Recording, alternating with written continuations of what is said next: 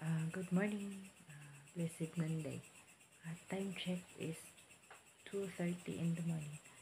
So, tulog pa kasi si baby. So, naghanda ako ng maaalmusal namin ngayong umaga.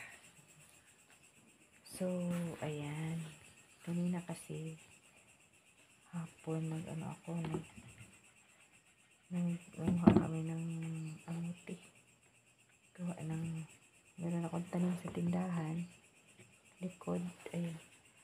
Tapos, sasainin natin to. Bili tayong kamating kahoy. Ayan. So, maghahanda na rin ako gawa ng maya-maya konti. Mag-start akong mag-prepare ng aking lulutuin.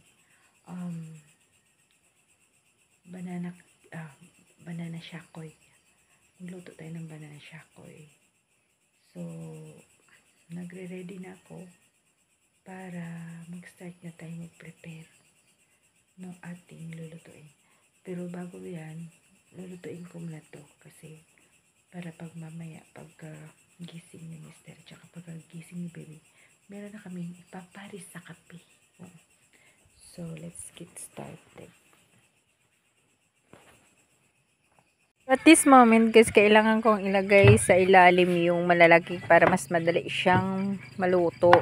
So, kaya ako siya iniisa-isa gawa ng pinipili-pili ko yung malaki-laki. Katulad nito, malaki.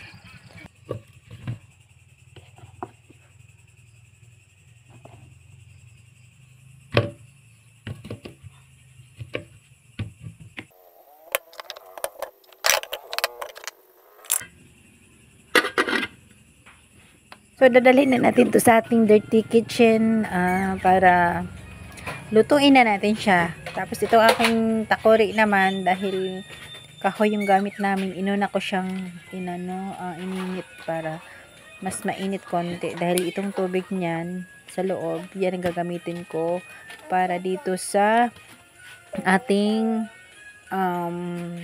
sweet potato and cassava boiled. So, lalagyan ko siya ng water. Then, water nito is yung pumantay lang doon sa sa may kamote. Diyan lang siya. Yes. Hindi siya gaano karami. Then, pakukuluan natin to siya ng within 10 minutes lang. Oo. So, ayan. Luto na yung ating kamuting kahoy and sweet potato. So, thank you everyone sa inyong pagsuporta sa aking YouTube channel. So, ayan, luto na. Kailangan natin dito is coffee. It's time to coffee time. So, thank you everyone. Bye. Have a nice day.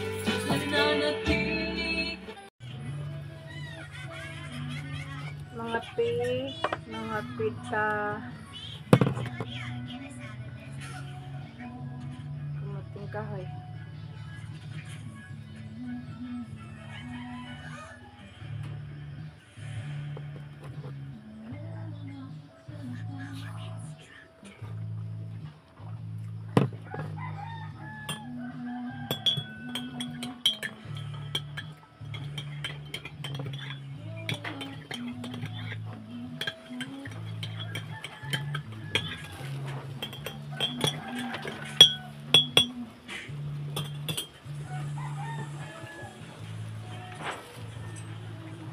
Sarap.